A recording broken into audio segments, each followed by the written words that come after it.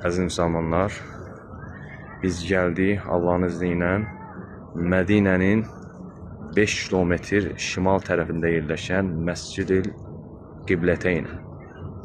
Ərəbcə mənası iki qibləli məscid olan bu məsciddə öncələri, əvvəlləri İslamın ilk illərində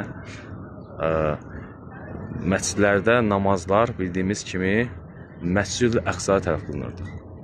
Peyğəmbər s.ə.v məhz oradan bura hicrət etdiyi zaman sahabələri ilə zöhr namazını qılmağa başlayırlar burada və namaz əsasında Allahdan vəhiy gəlir və Bəqərə surəsinin 144-cü ayəsində bildirir kimi qiblənin yerini dəyişirlər və bundan sonra namazlar artıq bildiyimiz kimi Kəbə ətrafına qılınır və buna görə də bu məscidin adı Məscid-i Qiblətəyndir, yəni iki qibləli məscid olaraq qalır.